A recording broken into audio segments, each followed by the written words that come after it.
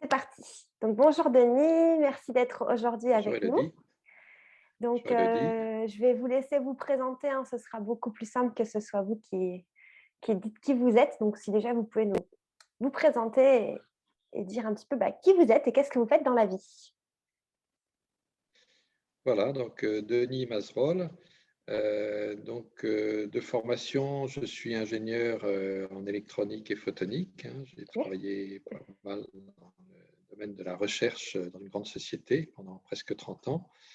Et puis, j'ai une vie parallèle, en fait, euh, qui est assez reliée à la Chine, puisque j'ai fait des études de chinois relativement poussées euh, en même temps que mes études de physique. Et donc, voilà, je suis très intéressé par la culture chinoise et puis les cultures extrême-orientales en général, et par le thé, donc, que j'ai découvert en Chine dans les années 80. Voilà, D'accord. donc maintenant, depuis 3 ans, nous avons complètement changé notre orientation. Donc, c'est un projet que je mène avec ma femme, hein, pour cultiver et fabriquer du thé en Bretagne, donc à Languidic et à Kistinic. Ok. Donc voilà, comme on a pu le comprendre, vous êtes donc agriculteur de thé en France. Donc c'est pas un Voilà. métier qui est connu et qui est très répandu en France. Est-ce que vous pouvez nous expliquer un petit peu la genèse du projet et comment vous êtes passé d'ingénieur à agriculteur dans le thé? Quel a été le déclic? Comment vous vous êtes dit un jour, un matin, bon, allez, je vais cultiver du thé? Oui. Donc en fait, déjà, on avait quelques prédispositions, puisque aussi bien ma femme que moi-même, on est un peu des originaux dans notre génération, parce qu'on est passionné de thé depuis l'adolescence. Donc ma femme est Ok. d'origine chinoise, Mhm. mais de sa génération, en fait, le thé avait été un petit peu mis de côté, on va dire, Mm, en Chine dans les années 60-70, hein. Donc, mm, finalement, de la génération de ma femme, il n'y a pas beaucoup de buveurs de thé. Il n'y a pas mm. tant que ça de vrais buveurs de thé. Donc, ma femme était une buveuse de thé et moi aussi. Donc, j'ai découvert le thé à l'âge de 20 ans en Chine, parce qu'avant, le thé Ok. Mm. de style britannique, hein, je n'ai rien contre, mais bon, Ouais, ça ne ouais. m'attirait pas particulièrement. Mm. Ma découverte et mon choc esthétique et gustatif a eu lieu à l'âge de 20 ans à Hangzhou, en fait, en Chine. Et puis, on aime bien les plantes aussi. Donc, Ok. il y a une quinzaine d'années, un peu plus même, on a décidé de planter quelques théiers, mais sans qu'il y ait un projet professionnel structuré derrière, juste pour voir. On s'est dit, on a quand même un sol qui est favorable à la culture du théier. On est dans une vallée où il y a beaucoup de brume le matin, donc on va essayer. Et Mhm. puis, on a mis comme ça une dizaine de théiers. Donc, la moitié a été mangée par les chevreuils, hein, qui adorent le thé. Et l'autre moitié, au bout de 4-5 ans, on ne s'en est même pas occupé et ça a fait des arbustes magnifiques. Donc, on s'est dit, il y a peut-être quelque chose à Mm, faire. mm. Et puis, peut-être 6-7 ans après, on a commencé à faire du thé dans notre cuisine avec les feuilles qu'on a ramassées sur ces 4-5 théiers. Super. Mais on s'est dit, waouh, on a vraiment un thé qui a une personnalité qu'il faut vraiment essayer d'exploiter. Mhm. Donc, on s'est dit, prudemment, on va mener une expérience sur 200 théiers. Donc, on a essayé de trouver 200 théiers à droite à gauche, ce qui n'est pas forcément évident à Mm. l'époque, hein. Ça remonte à il y a 10 ans à peu près, hein. Et puis, on a planté 200 théiers. Donc, on n'a pas fait ça de façon très professionnelle, hein. Mhm. On a beaucoup appris depuis. On a eu pas mal de ratés aussi, hein. Mm. Et puis là, donc, on a quand même, on s'est quand même dit, voilà, donc avec ces 200 théiers, donc ça remonte à il y a cette fois-ci 4-5 ans, on a fait du thé avec, et on s'est dit, voilà, allez, on se lance, ça vaut vraiment la peine de faire du thé. Donc, on a un modèle économique également, hein, qu'on a essayé Mhm. de mettre sur papier avec des hypothèses qu'on vérifie au fur et à mesure. Et finalement, on s'aperçoit qu'on n'est pas si originaux, puisqu'il y a une quinzaine de projets de thé en Ouais, ça France, hein, commence à dont se pas mal en développer. Bretagne. Voilà, Mhm. donc nous, on est interconnectés avec tout ce petit monde-là, donc Mhm. à travers le monde associatif, à travers des Mm. relations personnelles. Voilà, donc on continue Mais c'est sur cette incroyable voie-là. parce que vous êtes parti de zéro en termes d'agriculture. Bon, vous aviez votre amour du thé, c'est très important, Oui, c'est le carburant, mais pour la ouais, terre, vous disiez le sol était fertile, était bien oui, pour le thé, mais oui.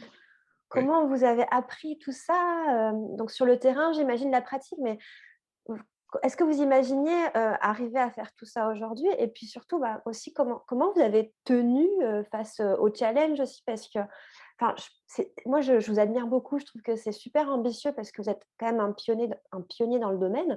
De commencer comme ça, sans savoir où on va, n'avoir pas de connaissances en agriculture et quand même continuer, pas abandonner, comment vous avez fait, Donc, ça n'a pas été aussi rapide que ce qu'on pensait, puisqu'on était quand même un petit peu naïf au départ, hein. Mais on a appris beaucoup. Alors, ici, on apprend beaucoup aussi en parlant aux collègues agriculteurs, OK. bon, qui nous regardent d'un air quelquefois un petit peu amusé, mais bon, qui sont aussi intéressés Mmh, quelquefois, hein. Donc, mmh, ils se rendent compte qu'on progresse aussi. Et bon, là, on a lancé des plantations sur plusieurs hectares avec une excellente mmh, reprise. mmh, Donc, c'est des plantations on va commencer même à récolter cette année, hein. mmh mh, Voilà, donc les choses avancent. Donc, nos connaissances pratiques s'améliorent beaucoup. mmh. Alors, une chose importante finalement, c'est qu'on est obligé d'inventer notre propre modèle ici. Donc, Mmh. moi qui viens du monde de la recherche, ça ne me déplaît pas. Je suis un petit peu dans OK, mon élément aussi, oui. hein. On est finalement, bon, on s'aperçoit que le modèle intensif de plantation britannique, bon, c'est Mmh, intéressant de le connaître, hein. mmh, C'est quand même un savoir-faire assez extraordinaire, mmh. mais il n'est pas directement applicable ici. Le modèle chinois n'est pas non plus applicable, Bien le modèle sûr. japonais n'est pas non plus applicable. Mmh. Donc, il faut qu'on avance. Enfin, Vous quand je devez dis vous applicable, c'est adapter, aussi acceptable, hein. mmh, aussi. Voilà, donc Mmh. on s'adapte aux conditions naturelles, aux outils, au savoir-faire dont on dispose. Et finalement, il y a beaucoup de savoir-faire, notamment dans le domaine maraîcher, qui sont tout à fait adaptables au domaine du thé ici. OK. Donc voilà, on n'a pas besoin de faire venir une équipe d'Extrême-Orient pour travailler chez nous avec leur savoir-faire. On développe notre propre Mmh, savoir-faire mmh, et on embauche localement des gens qui savent, qui ont des connaissances mmh. soit en arboriculture, soit en maraîchage, et on s'aperçoit que ça progresse très bien. C'est intéressant ce que vous dites en fait, parce que c'est vraiment votre thé du coup, il est vraiment local. Vous avez pris, bon, bah, le thé, vous êtes partis de vos savoirs que vous aviez sur le thé chinois et de votre expérience là-bas et vous l'avez vraiment adapté, bah, à ce que vous aviez autour de vous et avec, ben, le matériel que vous aviez de base et les agriculteurs autour qui ne faisaient pas forcément du thé. C'est hyper intéressant. Oui, Qu'est-ce qui a été le plus challengeant du coup, dans cette aventure quand vous avez démarré cette agriculture du thé?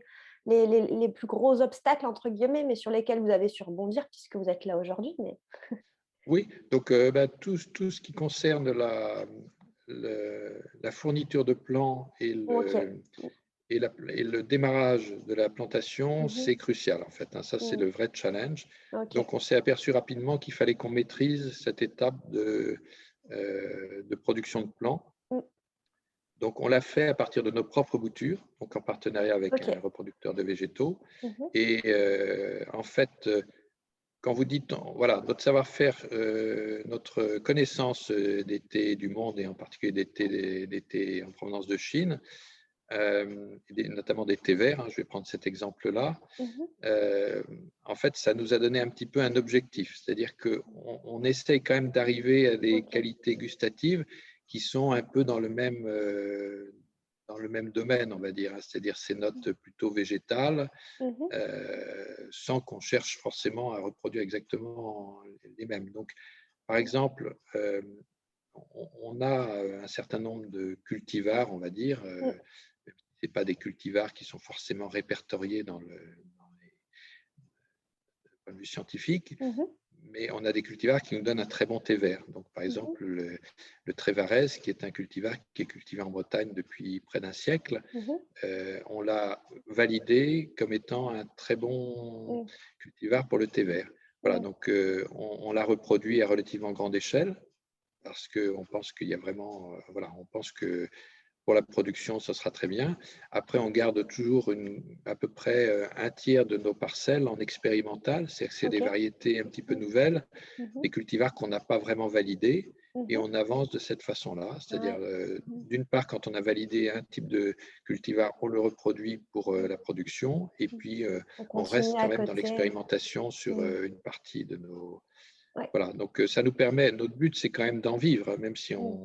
on ne compte pas faire fortune avec le thé, mais Mmh. on voudrait en vivre. Donc le fait de reproduire ce qui a déjà été validé, ça nous permet quand même d'avoir un modèle économique Mmh. voilà, qui Ça, c'est rassure les partenaires important. financiers et voilà, qui permet d'avoir Mmh. une base, en tout cas, Une base stable et à côté voilà, continuer à développer. Mais c'est aussi comme ça que voilà. les agriculteurs au Japon fonctionnent, hein, ils ont leur Oui, cultivar, de base vraiment qu'ils savent que chaque oui, année ils vont réavoir, puisque voilà, c'est voilà. adapté au sol, à la météo et tout ça, et à côté, ils continuent l'expérimentation pour toujours aller plus loin, et du coup là, justement, j'avais une question pour vous, sur les différents thés que vous produisez, les types de thé et les cultivars. Vous avez parlé du cultivar, breton, que du coup, moi, Oui, j'étais en train de boire parce que bah, moi, en arrivant, comme je suis plutôt dans le thé japonais, en arrivant en France, j'avais aucune idée qu'il y avait des théiers sur le sol français déjà de base, et encore moins qu'il y avait un cultivar breton. Du coup, j'ai goûté le thé, ce thé-là ce matin avant de vous avoir. Donc le Trévarez, hein, c'est ça, le cultivar mhm, Trévarez. Vous pouvez nous parler oui. un peu de ce cultivar, de son histoire? Alors, il est probable que c'est un cultivar qui vient d'Angleterre, en fait, hein, Mhm. qui n'a pas été directement installé à Trévarez, mais qui vient sans doute des pépinières Illier, qui sont des pépinières qui ont, je crois, plus de 2 siècles en Angleterre, qui sont des pépinières extrêmement réputées. Donc, il a été planté dans le domaine de Trévarez, on pense, il y a au moins 60 ans, après sans doute plus. Mhm. C'est un petit peu difficile de remonter. Euh, voilà, donc c'est tout bête, hein, c'est des théiers qui se sont très bien développés à Mhm. Trévarez. Euh, ça n'a pas été planté dans l'idée de faire du thé. Oui, Donc c'est dans le ça domaine que de je vais. Trévarez, Ok. il y a C'est un pour la plante, en magnifique, fait, alors. voilà, c'est ça. En fait, il y a un magnifique arboretum de camélias, et donc Ok. le Camellia sinensis fait partie un petit peu Mhm. des camélias qu'il faut avoir pour avoir une collection complète. Donc, il est probable que à Trévarez ont été plantés des Camellia sinensis d'origines diverses, mais en fait, celui-ci s'est très très bien développé. Et il s'avère, nous, sur les essais qu'on a faits, qu'il nous donne un thé vert formidable. Mhm. Mais il y a d'autres cultivars bretons dont on connaît moins l'origine. Enfin, l'origine est toujours très difficile à Mhm. tracer. Je pense Mhm. qu'il faudrait que certains historiens s'intéressent un petit peu Mhm. à l'introduction du Camellia sinensis en France, parce que Mhm. ça remonte sans doute à il y a plus de 2 siècles. Je pourrais y Ouais. revenir un Mhm. petit peu après. Mhm. Mais après, c'est difficilement traçable. Et non, donc, on a un autre cultivar qu'on appelle Quimper. Hein, donc, Mhm. c'est une pépinière de la Ok. région de Quimper, les pépinières Béréou, qui étaient très réputées aussi dans le domaine des camélias, qui avaient ces sujets disponibles, donc on a pu récupérer. Mhm. Mais ces théiers-là, donc, ils ont des feuilles plutôt lisses, contrairement au Trévarez qui a des feuilles Ok. gaufrées, et ils sont vraiment plus adaptés au thé noir, en fait. Hein. D'accord. On n'a pas Donc, réussi à voilà.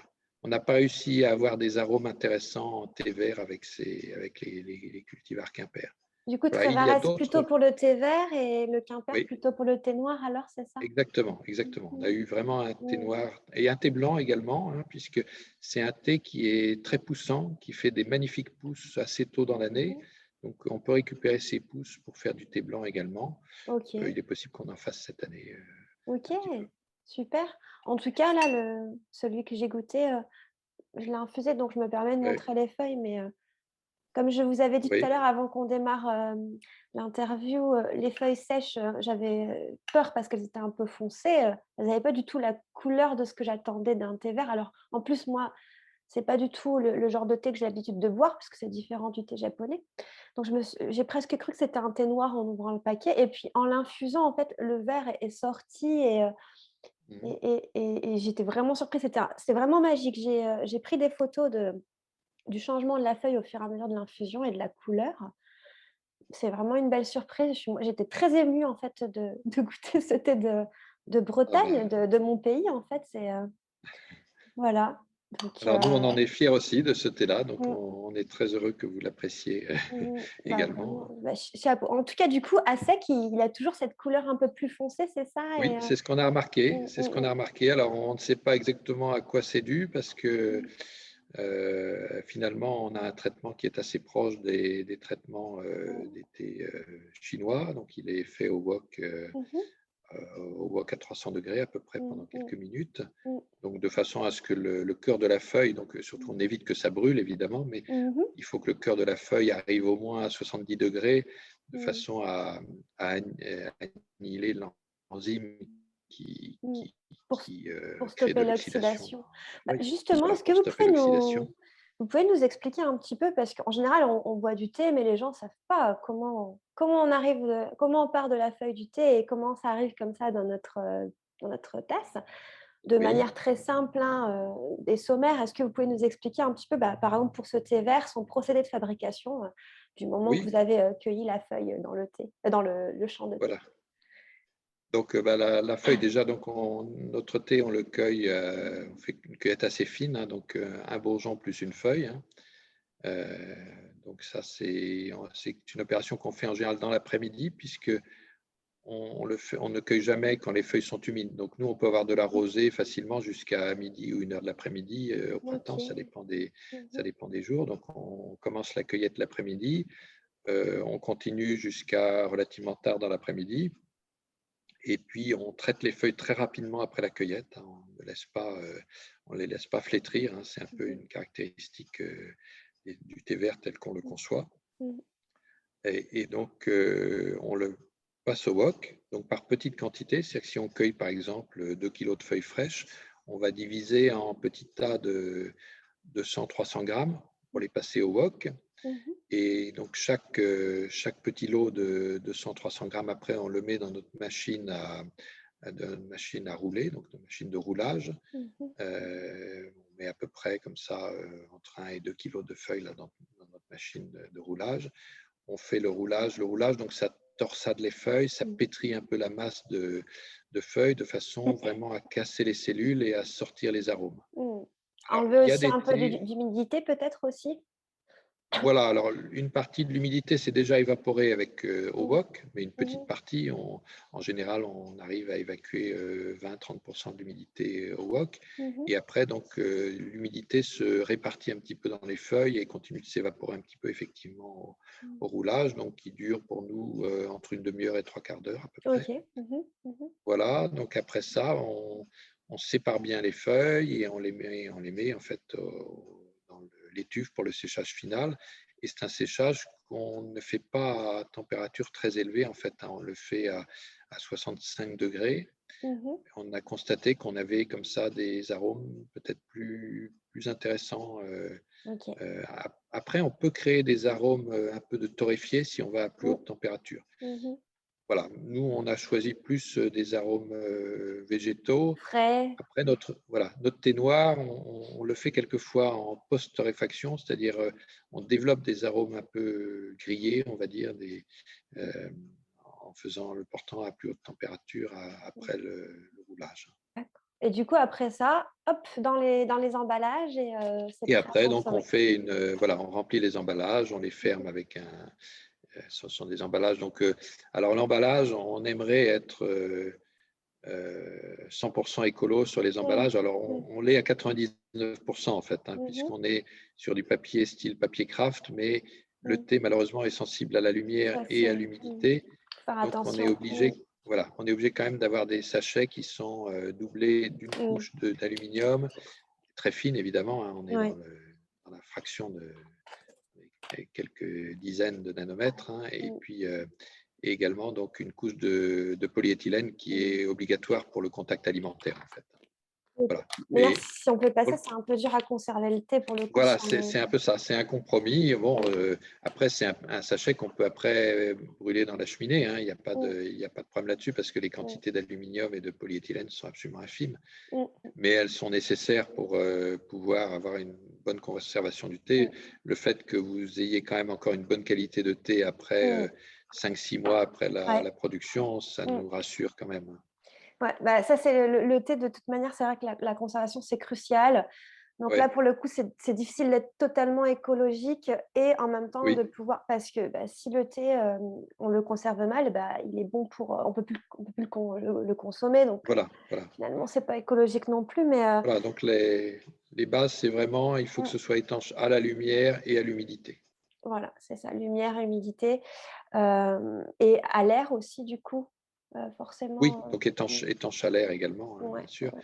Mm, Après, il y a des matériaux absorbeurs mm, d'oxygène qu'on peut mettre à l'intérieur des sachets où mm, on n'a pas estimé nécessaire mm, mm, mm, de le mettre. Et puis ça, mm. voilà, ça a encore un impact au niveau Bien sûr, écologique, bien pas sûr. forcément très bon, hein.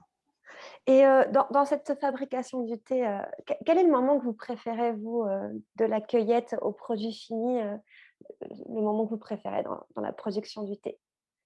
Alors bon, comment dire, la partie vraiment transformation, c'est une partie qui est un peu magique parce Mmh. que il y a des arômes extraordinaires dans la pièce à Mmh. toutes les étapes en fait, hein. Ouais, ouais, ouais. Ça, c'est quelque chose qu'on aimerait partager avec les gens qui Mmh, boivent notre thé parce mmh, que c'est vrai on est dans une atmosphère mmh, avec des arômes mmh, vraiment exceptionnels. mmh, J'espère que mmh, tous nos auditeurs auront l'occasion de se trouver dans une pièce comme ça où on mmh, fabrique du thé, hein. C'est mmh. des arômes Je suis magiques. d'accord.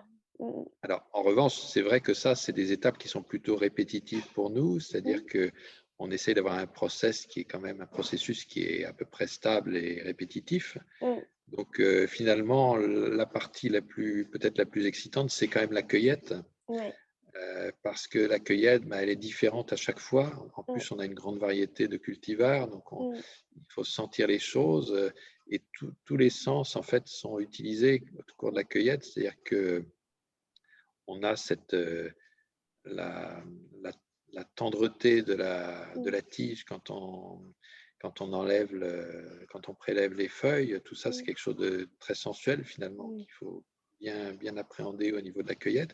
mmh. Et puis il y a des petits arômes, des petites odeurs qui Ouais. se dégagent aussi à Mmh, chaque fois qu'on cueille une feuille. Donc tout ça c'est mmh. vraiment très passionnant, même si le travail est assez C'est fastidieux, hein, mmh, mmh, quand mmh. on cueille 4-5 heures de suite, ben, on pense aux cueilleurs professionnels qui finalement font des journées de 10 heures ou 11 heures pour récolter 5 kilos de feuilles fraîches, hein. C'est à peu C'est près ça ça. quand on fait une cueillette fine, Mmh, hein. mmh, mmh. On est sur ces Mmh, bases-là. Donc c'est quand même très fastidieux. mmh. Voilà. Mais quand même, il y a un côté très excitant. On sent déjà, Mmh, on pense déjà au produit fini en fait quand on fait la cueillette. mmh, mmh. Et c'est ça qui est très valorisant pour nous, c'est que on a un métier qui va de la partie agricole Jusqu'à la fin. jusqu'au produit Mmh, fini. mmh. Bon, certains thés sont produits comme ça en segmentant un petit peu je pense par exemple au fameux pu'er du Yunnan, hein, c'est très Mmh. segmenté comme métier, Mmh. c'est-à-dire qu'il y a les agriculteurs, les cueilleurs, Oui, les bien sûr. transformateurs, Mmh, les gens qui font la compression, l'emballage, mmh, etc. C'est un modèle qui est intéressant, hein. mmh, J'admire beaucoup les poires, mais c'est vrai que nous, aller du début jusqu'à la fin, c'est quand même quelque chose d'assez unique qu'on peut retrouver en viticulture, par exemple, mmh. hein. En Le fait, vous vigneron, créez, la création du produit du début à la fin, c'est vous qui avez voilà. qui mettez votre touche, mais et qui Voilà. Alors, c'est ça ça veut qui dire fait on peut se mmh, tromper, hein, mmh. il y a beaucoup Et c'est plus ce que j'allais dire, c'est de ça qui fait possibilités de aussi se les tromper que surprises. si Mmh, mmh, voilà. mmh, mmh, Si on se disait, voilà, on va fournir des feuilles avec un cahier des charges donné à un mmh, transformateur. mmh. Bon, là, le but, ce serait de respecter le cahier des charges. Là, Ouais. c'est un peu à nous de se fixer le cahier des charges et puis on n'est pas totalement figé non plus sur ce cahier Mmh, des charges. mmh, mmh, Quelquefois, alors notre savoir-faire nous conduit quand même à bien différencier les cueillettes de thé noir des cueillettes de thé mmh vert, par mh, exemple, hein, mmh mh. ou des cueillettes de thé blanc, puisqu'on va en faire un petit peu l'année prochaine aussi. Euh, mais quelquefois, on se dit, voilà, tel cultivar, il a été intéressant en thé noir l'année dernière, mais peut-être qu'on peut le mettre dans notre cueillette de thé vert aussi pour Mmh. ajouter un peu de corps au thé vert. Voilà. Bon, l'autre chose, c'est que comme on a plus de surface actuellement et plus Mmh de mh. théiers, on peut faire vraiment des expériences en monocultivar Mmh. et puis éventuellement après mélanger un petit peu, assembler Blender. un petit peu Mmh. les théiers en provenance d'un type de cultivar. Voilà. Mais Donc ça, c'est c'est quelque bien, chose qu'on commence à faire. c'est super créatif, Oui, oui, c'est oui, oui. comme un artiste, en fait, qui crée un chef-d'œuvre de toutes parts. Le thé, c'est ça et moi, c'est pour ça que j'adore parler avec les agriculteurs, notamment comme vous qui vraiment touchent le produit du début à la fin, du processus. Au Japon aussi, j'adorais aller voir les petits agriculteurs. parce qu'on voit tout et tout le processus de création et les imprévus qui font aussi des bonnes Oui, surprises. Voilà, c'est hyper intéressant et puis oui. après du coup, Alors, quand on oui, boit le thé, ça se ressent, ça oui, se oui. ressent. Alors, j'ai compris d'ailleurs qu'au Japon, alors vous me corrigerez hein, si je me Mmh trompe, mais il semble qu'effectivement, le métier d'assembleur mh. et de, comment dire, la personne qui va vraiment faire le produit fini et Mmh. le vendre, en général, c'est pas l'agriculteur, disons dans Non. le modèle Mmh. nominal, Non. mais il semble que justement, il y a une évolution actuelle où Mmh. beaucoup d'agriculteurs Mmh. commencent à faire aussi leur propre thé, leurs propres assemblages qu'ils Mmh. vendent directement. Donc voilà, je pense que c'est C'est des choses totalement ça. qui se Mmh. développent aussi même dans des lieux où finalement le modèle de production était au départ assez figé, avec des expertises bien partagées Mmh. entre l'agriculteur, le… Il y a chacun avait, vraiment l'agriculteur et puis le travail à l'usine et puis le Oui, travail du grossiste qui va trier les feuilles et oui, les tiges, refaire une oui, torréfaction. Bon, oui, l'emballage se fait à ce moment-là et puis la vente. Le problème au Japon, bah, c'est un petit peu comme vous disiez en Chine, c'est que, bah, le thé, c'est tombé un peu dans les oubliettes et ah oui, oui, pour rebondir économiquement, ils ont commencé à vendre beaucoup à l'étranger. Donc c'est là oui, que ça s'est beaucoup développé, hein, les usines, les grossistes. Il fallait beaucoup plus de quantité, et on était moins vraiment dans le travail de l'artisan, en petite quantité. mhm, Et ces oui, oui, dernières années, ben, le thé, est redécouvert grâce à l'étranger. Les Japonais recommencent à avoir, un intérêt pour le thé grâce à l'intérêt qu'il y a eu à l'étranger. Donc c'est oui, on leur a renvoyé un petit peu la balle, c'est intéressant. oui, oui, Et du coup, c'est vrai qu'il y a les agriculteurs, qui avaient du mal à survivre, essaient là de reprendre un petit peu, bah, leur pouvoir oui, d'agriculteur. Il y a des communautés oui, qui se fondent. oui, oui, Pas oui, évident, oui, mais c'est oui, intéressant. Mmh, oui, oui, très intéressant. Et quand vous dites, par exemple, en une journée, vous avez récolté, allez, 5 kilogrammes, 2 kilogrammes de feuilles, fraîches. oui. Avec ces 2 kilogrammes, dites-nous du coup à la fin combien vous avez à peu près, de thé sec? Parce que je sais que c'est Voilà, alors beaucoup moins. c'est effectivement, donc nous, on arrive à peu près un facteur de 1/4, hein. OK. Donc Mmh. avec 2 kilos, on fait 500 grammes de thé Voilà. sec. Mmh. Alors, pourquoi? Alors, d'habitude, les gens parlent plutôt d'un facteur de 1/5. Alors, Mmh. ma compréhension, c'est qu'en fait, déjà, nous, on n'a pas de déchets, c'est-à-dire que Oui. on ne cueille que ce qui est Mmh. parfait, quoi. Donc, Mmh. on n'a pas besoin de faire de tri a Ouais. posteriori. Mmh. Et puis, l'autre raison, c'est qu'on on organise vraiment nos cueillettes quand le temps est sec. C'est-à-dire que, bon, il y a pas de rosée, hein, comme je disais tout Mmh. à l'heure, Mmh. il y a pas d'humidité superflue sur les feuilles, hein. Voilà, donc par exemple, une cueilleuse ou un cueilleur en Assam va accueillir 30 kilos de feuilles par jour, Mmh. avec une grosse journée de travail évidemment. Mais c'est une cueillette qui est beaucoup moins fine, on va dire, Mmh.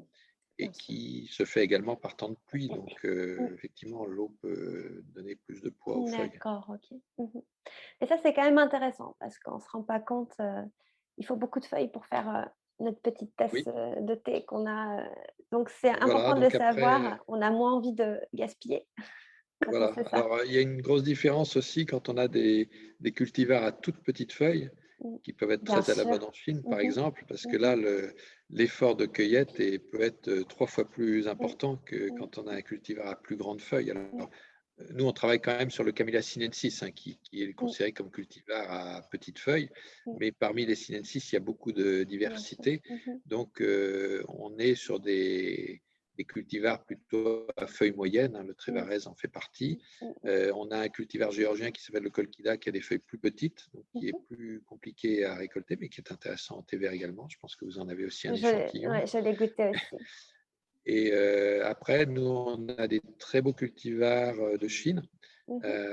qui ne sont pas forcément les cultivars considérés comme les plus performants, qui Mmh. ont des feuilles un peu plus grandes que le Trévarez et qui nous donnent des résultats très intéressants. Donc, c'est le Tsuilu qu'on utilise pas mal actuellement, et on expérimente d'autres types de cultivars.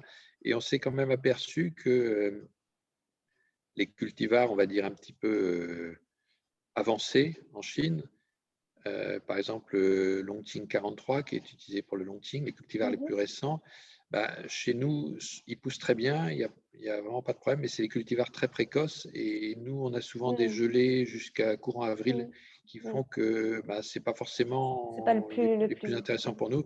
Quelquefois, un cultivar provincial ou très local nous donne des résultats plus intéressants. mmh. Après, au niveau productivité, nous, on n'a pas non plus besoin de cultivars très productifs, hein, parce que qui dit productivité dit forcément il faut apporter beaucoup d'intrants pour compenser le prélèvement de biomasse, hein. Donc, Mmh. nous, on ne souhaite pas mettre beaucoup d'engrais sur nos théiers, hein. On espère avoir équilibré un peu le prélèvement de biomasse avec simplement du paillage, hein. D'accord, OK. Mmh. Actuellement, c'est vraiment notre modèle.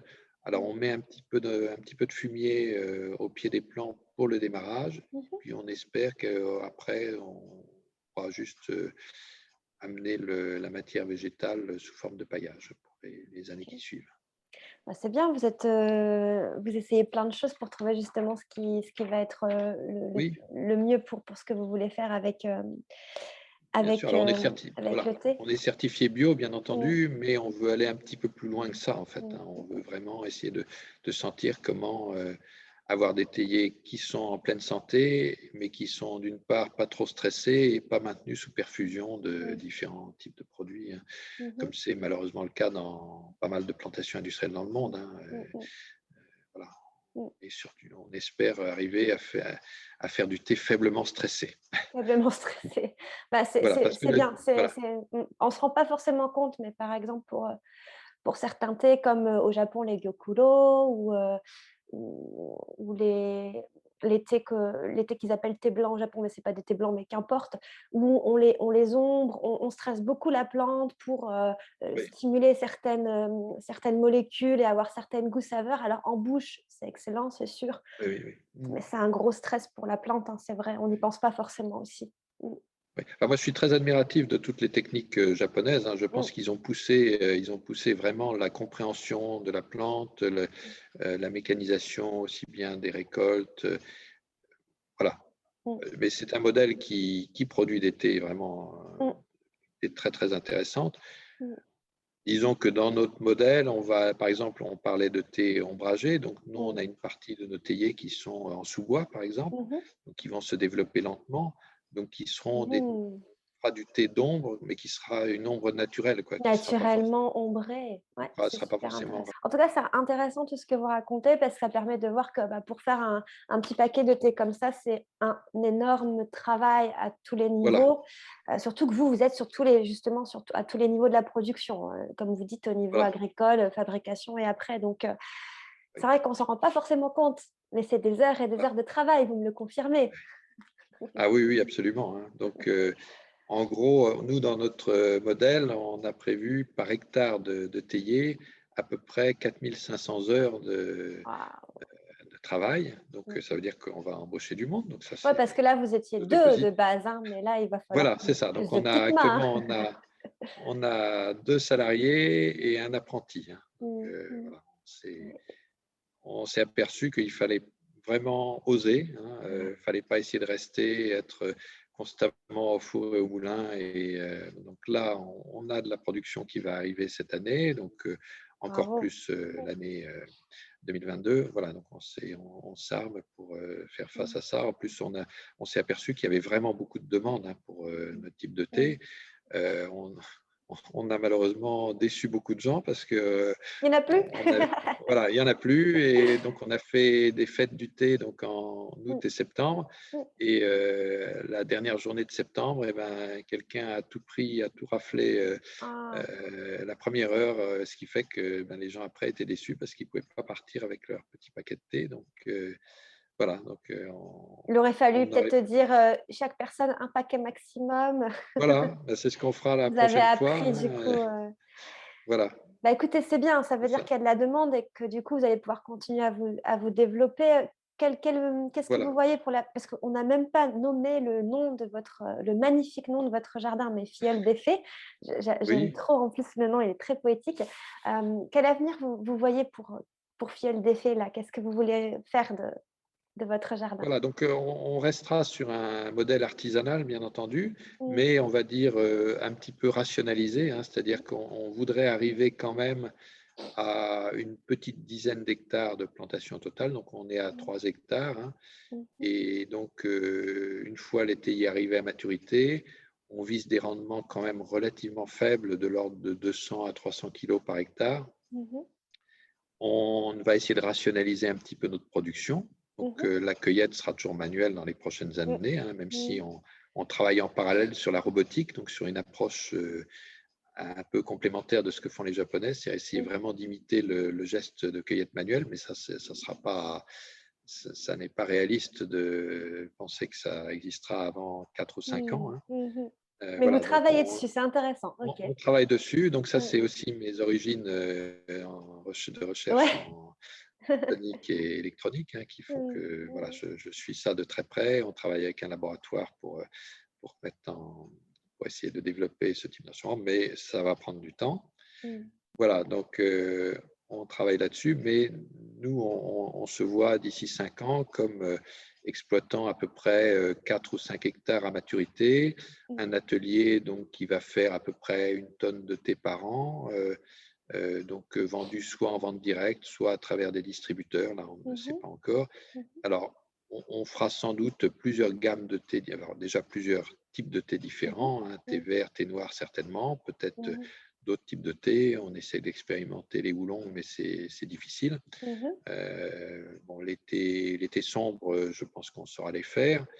Euh, voilà, donc on aura plusieurs types de thé et sans doute à l'intérieur de ces types de thé, plusieurs catégories également, hein. Mmh. Mmh. C'est-à-dire des thés qui seront peut-être qui correspondent Pour à la des cueillettes plus ou moins fines. Voilà, dégustation, des thés du plus haut de gamme, quotidien, voilà, pour tout le plusieurs monde en gammes fait. de thé. Voilà, on va essayer d'avoir des thés qui seront quand même un peu plus Mmh. abordables que ceux qu'on vend maintenant, même si il faut ramener quand même le prix des thés au prix de l'infusion, hein. Bien C'est-à-dire sûr. que Mmh. nous, on vise d'arriver à des thés qui vont nous permettre d'arriver au prix de la tasse Nespresso, hein. C'est un petit Mmh. peu Mmh. Mmh. Mmh. notre ambition, hein. D'accord. Mmh. Enfin, pour notre production, on va dire, qui serait accessible à un plus grand monde, hein. On aura Mmh. toujours des thés plus haut de gamme, hein, qui Mmh. seront plus chers également, mais Mmh. qui, Mais ramenés à aussi l'infusion, sont mmh. quand même beaucoup moins chers que Mmh. des, que des grands crus Mmh. de vin Ouais. de Bourgogne, hein. Ouais, ouais. Mmh. C'est Voilà, bien. donc Du coup, c'est quand même vous avez encore, beaucoup d'ambition, par rapport, au travail que vous faites actuellement. En tout oui, cas, pour l'instant, ça marche bien, vous avancez bien. oui, oui. Et par exemple, là, cette année, donc il va y avoir les récoltes au printemps. Si on Oui. veut goûter votre thé, comment ça va se passer du coup? Alors, donc, on avait on a une initiative de parrainage, mais qui est Mmh mh. déjà close parce Mmh qu'il mh. y a il y a eu trop de succès et on Mmh. souhaite garder un peu de thé donc en vente directe. Mmh. Donc, à partir du mois de mai, on aura des ventes directes sur notre site internet Mmh. OK. et également, donc notre jardin sera ouvert à partir de mai 2 après-midi par semaine et on vendra également en vente directe sur place. Super. On pourra déguster aussi peut-être sur place? Je sais pas. Il y aura Bien de la sûr, bien sûr. Donc, il super. y a une visite. Donc, on a prévu, on sera ouvert aux visites et on fera des dégustations sur place également. Et donc, on a un espace en plein air qui est ouvert aussi à des Mmh mh. événements pour des gens qui voudraient organiser des événements autour du thé ou Mmh. autour d'autres sujets éventuellement. Et les visites, par exemple, l'usine, là où vous fabriquez le thé sera ouvert à la visite aussi? Alors, pas pour le moment, Mmh mh. parce que c'est trop petit. Et puis, Mmh. bon, la situation actuelle, tout ce qui est Oui, visite en intérieur, c'est quand même ouais, assez contraint. En c'est vrai. revanche, on fera sans doute, ça c'est à confirmer, on fera sans doute quelques stages de fabrication de thé vert et Ah! de thé noir sur 2 jours. Donc, on n'a pas encore fixé les journées. Ça sera peut-être début juin parce qu'il y a pas Mmh. mal de demandes là-dessus. Mmh. Donc, on pourrait organiser comme ça Mmh. des stages Mmh. dans notre atelier euh, donc sur 2 jours avec fabrication de thé vert, fabrication de thé noir. Super. Bah, vraiment, bravo. Je suis super contente qu'il y ait ce genre, d'initiative en France. Heu, Au Japon aussi, j'adorais aller voir les agriculteurs et pareil, ils faisaient des journées où ils nous permettaient de travailler avec eux et cetera et c'est là qu'on se rend compte un petit peu de ce que c'est le thé et qu'on puisse faire ça maintenant en France, c'est génial que vous soyez autant ouverts à partager. Bah, pour moi, en tout cas, le thé, c'est du partage, hein, c'est ce que je dis tout le temps. C'est vraiment pour moi la base de ce qu'est le thé.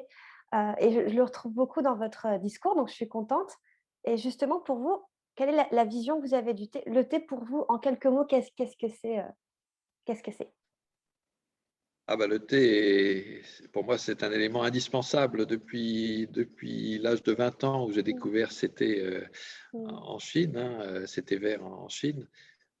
C'est une boisson qui est à la fois stimulante, euh, qui est étonnante, qui est d'une diversité extraordinaire. mmh, Ça m'apporte du bien-être, mmh, ça m'apporte une stimulation intellectuelle dont j'ai besoin. On a des journées mmh, assez fatigantes, on a besoin de mmh, travailler à la fois manuellement et mmh puis mh, mmh intellectuellement. mh, Bon, il y a tous ces aspects partage autour du thé, c'est-à-dire mmh, qu'avec nos salariés, ben, on se met autour d'une table et on fait une ouais, pause avec un thé, un mmh, nouveau thé à chaque fois. mmh, Alors, on a par exemple un apprenti du lycée horticole d'Enbon qui, donc on a prévu de lui faire, de l'éduquer un petit peu au thé, hein, mmh puisqu'il mh, est apprenti, il est là pour apprendre. Et au mmh, démarrage, il connaissait pas grand-chose au thé, donc on lui fait déguster un nouveau thé. On s'aperçoit que c'est une occasion de partager, de c'est ça. Mmh, discuter de façon détendue. Enfin, mmh, il y a tous ces aspects-là qui sont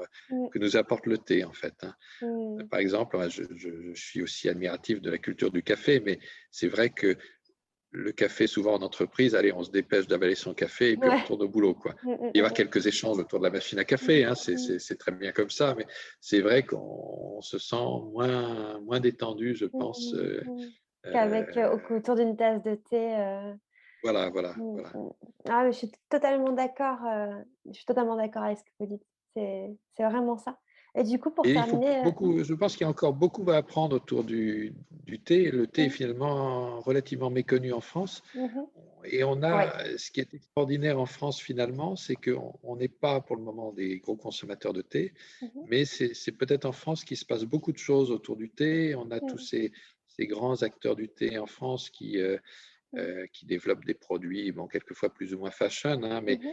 quelque part, c'est la France qui a développé cette culture de dégustation qui vient de l'œnologie, hein. Ça Donc vient beaucoup du finalement, vin aussi, oui. Mmh. voilà, Dans le la France a pris un rôle très important dans le domaine du thé et mmh. j'en suis très, très heureux. Donc nous, on est interfacé avec tout ce petit monde-là, bien sûr. Et on s'aperçoit qu'on suscite beaucoup de curiosité, hein. Mmh. C'était une de nos craintes initiales, c'est que finalement, bah, le thé, c'était un produit exotique et Mmh. que tous les distributeurs de thé, ben, voilà, ils voulaient garder ce modèle un petit Le peu exotique. monopole. Mmh mh, mmh. Avec un thé local, on Mmh. n'allait pas forcément les intéresser. Mais en fait, on les intéresse, donc on est assez content Ouais, je de pense ça. que tout ce qui est local en France, c'est vrai que, pour le coup, dans la culture française, c'est important. Donc, je pense que vous avez quand même touché au bon domaine pour intéresser les gens et tant mieux, tant mieux, tant mieux parce que c'est une belle culture. Est-ce que, Oui. pour terminer, vous avez une anecdote que vous avez envie de nous partager sur, dans votre parcours d'agriculteur, je sais pas, un souvenir précis qui pour vous est plus enfin important ou, je sais pas, une petite histoire, pour terminer?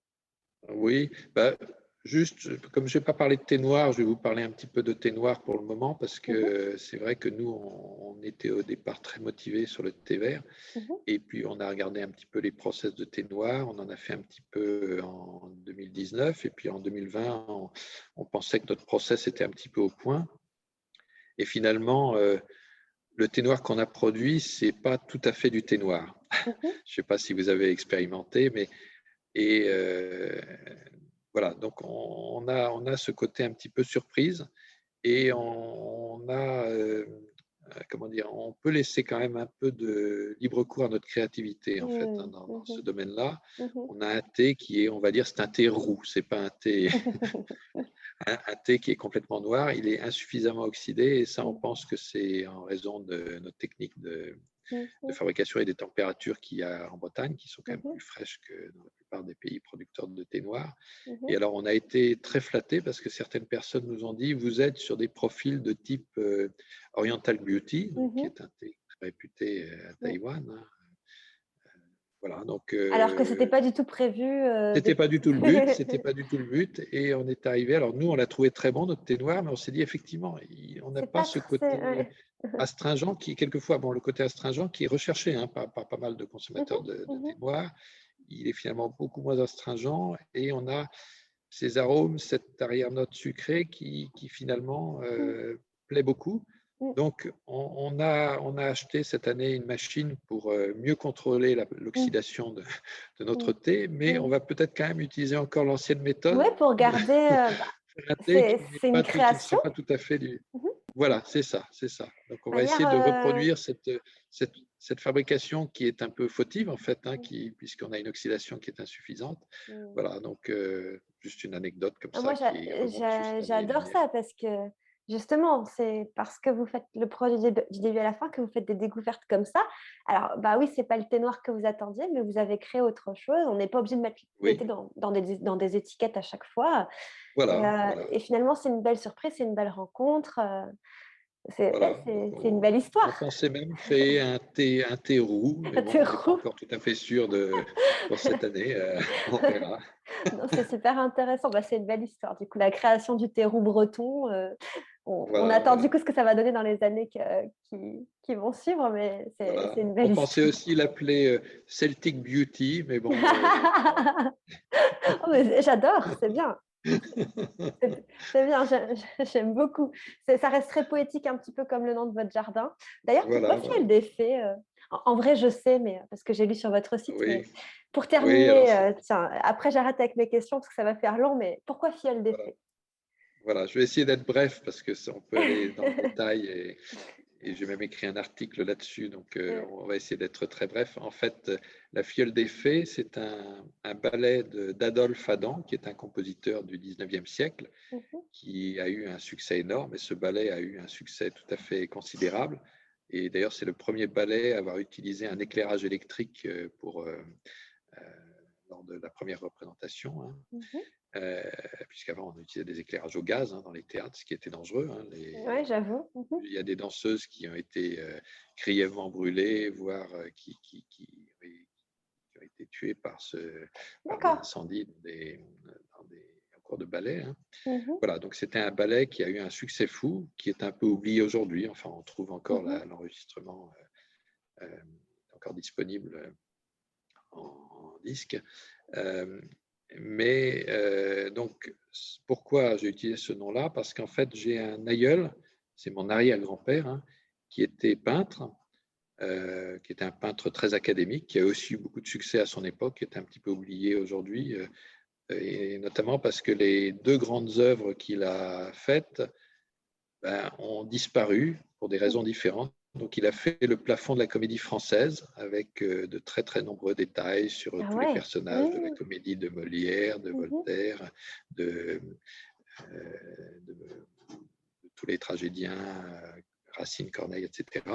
Donc, c'est un plafond qui est extrêmement détaillé, extrêmement fouillé, mais qui a brûlé au d'accord. début des années 1900, malheureusement. Donc, Mhm, ça a disparu. Et mhm, sa deuxième œuvre monumentale, c'était un carton de tapisserie. Donc, en fait, c'est une toile en vraie grandeur pour faire une tapisserie après. mhm.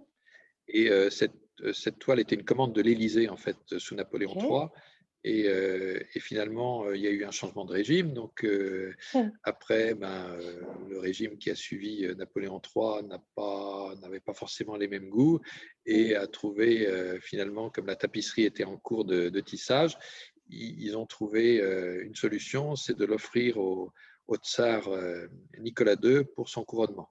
Voilà, d'accord. donc Rien que ça. cette tapisserie a été tissée. On s'est rapidement dépêché d'ajouter les armes du tsar en haut de la tapisserie et ça a été livré pour la cérémonie du couronnement de Nicolas II.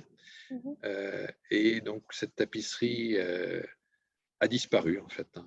Pourtant, elle faisait, juste pour avoir un ordre de grandeur, elle faisait à peu près 9 mètres de long pour 4 mètres de haut, mais Ok. elle est introuvable actuellement. Alors Mhm. heureusement, il reste le carton qui reste au mobilier national, qui est donc une D'accord. toile extrêmement fouillée, extrêmement détaillée. Mhm, Voilà, donc c'est un peu un hommage à mon aïeul peintre mhm. et à finalement culture artistique qui a été un petit peu oubliée, qui revient un petit peu actuellement quand Mmh. même, aussi bien au OK. niveau musical qu'au niveau pictural. OK, bah, écoutez, super. C'est là, pour le coup, votre nom, il est bien réfléchi. Il est Oui, il tire voilà. ses Et puis bien origines. sûr, ah oui, donc l'essentiel quand même, c'est qu'on est en Bretagne. Oui, Donc aussi. voilà, Moi, c'est on plutôt est sur un, c'est à ça que j'ai voilà, on est pensé sur quand un je nom l'ai qui a vu. une très bonne adéquation avec Ouais. Mmh. l'imaginaire breton. Donc ça, c'est bien. À tous les niveaux, ça vous convenait, du coup. Voilà, voilà. Il y a Super. voilà, c'est Mmh. un faisceau d'éléments positifs Mmh. Et qui vous qu'on a représente essayé bien, au de final, hein. concentrer dans ce Mmh. nom. Bah, écoutez, merci beaucoup, Denis, pour toutes ces belles histoires que vous avez partagées, aujourd'hui, avec moi et puis, bah, du coup, avec nous, puisque je vais diffuser votre vidéo. Bah, Merci merci beaucoup, beaucoup. Élodie. Moi, je vous souhaite beaucoup, beaucoup de réussite, au niveau de Filleul des Fées. J'espère pouvoir venir vous voir cette année en vrai. Vous êtes vraiment bienvenue quand vous pourrez, quand vous Mmh. voudrez. Et en attendant, bah, ravie d'avoir partagé avec vous aujourd'hui. Merci beaucoup, Élodie. Merci, Denis. Merci. Au revoir.